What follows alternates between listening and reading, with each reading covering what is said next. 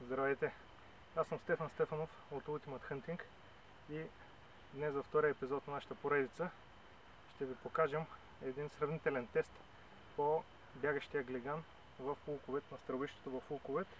Ще сравним две карабини, две различни системи. Преди началото на свинския лов много млади ловци се питат кой е по-добрият вариант, дали болтова карабина или полуавтоматична. Днес ще погледнем от гледна точка на скоростта, да видим дали болтовата карабина е толкова бавна, колкото повечето хора си мислят, и дали полуавтомата е по-доброто решение за този тип лов. За целта сме избрали две тестови оръжия. Едното е Browning Bar Long Track в 9.3 по 62 с гонка G-ска оптика Сваровски 1.25 до 4, която в предния епизод ви показах. А на тая болтовата карабина е Blaser R93 в 30.06 с бързомер Aimpoint. Надявам се да ви е интересно и да видим практически как се държат двете карабини. Колегата Петър Георгиев, който е свикнал с своя полуавтомат, ще направи пробна стрелба по бягащия глиган, като той е на 45 метра от глигана. Глигана бяга с 35 км в час и тук имаме два просвета, които са с ширина около 8 метра между всяко едно от укритията.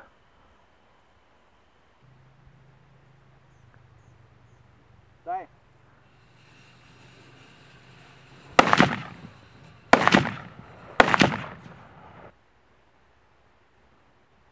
Дай!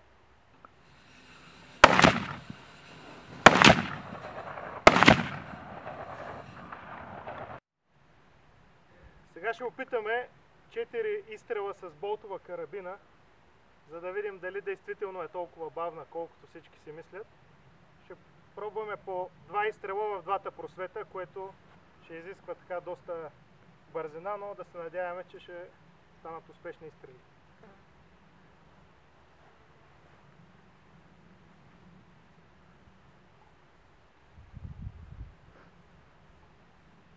Да.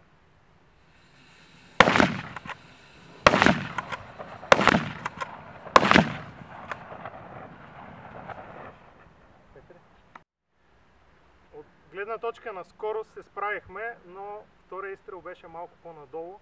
Сега ще видим другите три, мисля, че бяха успешни. Така че с малко повече тренировки се вижда, че дори човек, който стреля с болтова карабина, може да се представи не е лошо. Сега, колеги, аз също ще пробвам да гръмна 4 пъти в двата просвета от по 8 метра с моя Browning на 4-кратно увеличение. Да видим дали ще успея да стрелям по-бързо от колегата Стефан.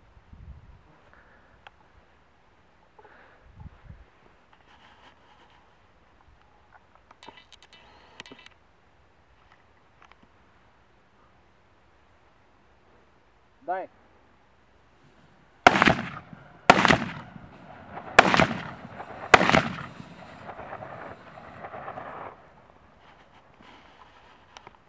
Ако имах 5 и 5 ще да направя.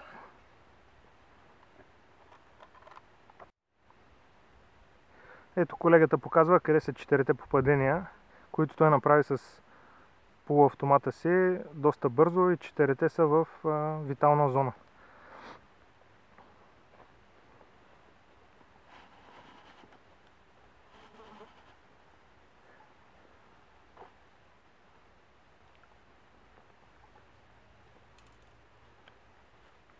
Ето, колеги, видяхте, че с повече тренировка нещата се канализират.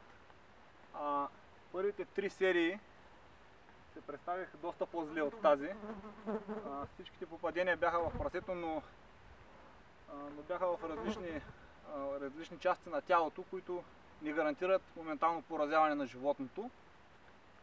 Сега видяхте, че при четвъртата ми серия и 4-те изстрела с еднакви разстояния един от друг, като и 4-те са в обойната зона, което при такива изстрели с този калибър 9.3 по 62 гарантира усмивки по лицата. Сега колегата Стефанов ще пробва да направи нови 4 изстрела на едно минаване на глиганчето и ще се опита да заснеме серията си с GoPro 2 екшън камера.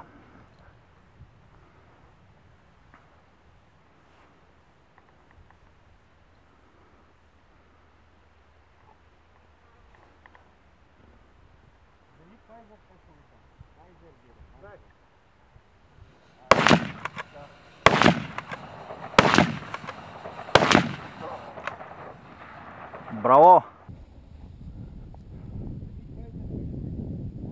Дай!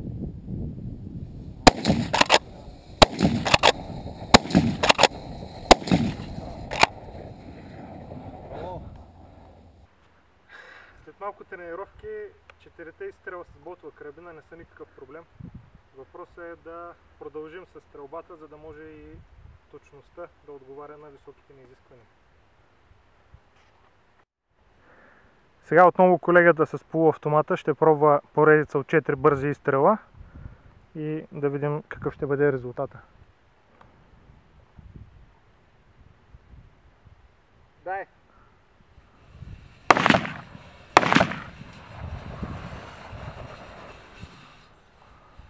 Засечиш. Виж главата.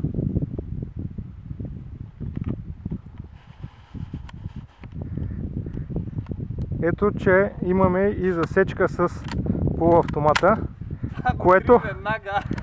което ни показва, че няколкото милисекунди по-голяма скорост не могат да бъдат заменени за сигурността и 100% презареждане на болтовата карабина.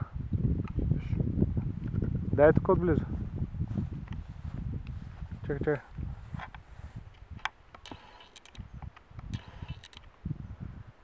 Ето колегата показва как е подбил върха и заради това в крайна сметка всеки трябва да реши дали иска скорост или 100% презареждане и екстракция.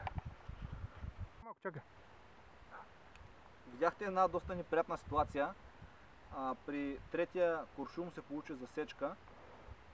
Използвам нискобюджетни куршуми за тези тестове, тъй като се гърми много, а пък цената на куршумите, качествените куршуми в този калибър е доста висока.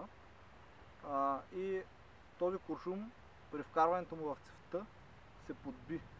Тук се вижда ясно на главата как оловото е огънато и забива в ръба на цевта. И такава ситуация може да се случи, в смисъл се случва може би доста рядко, но при среща с голям глиган може би няма да е приятно, да се надяваме, че повече няма да ми се случва. Но естествено и на лов за прасета няма да заложа на тези куршуми със сигурност. Дай!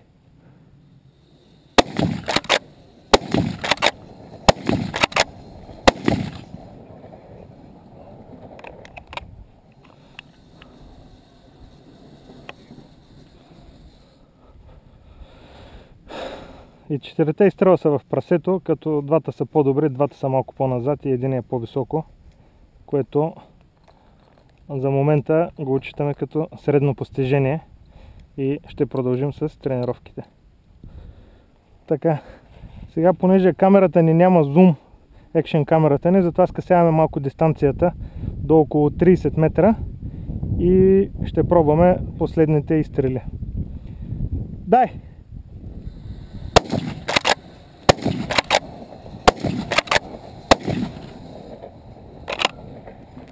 И остана последния патрон, който се надяваме да е добър.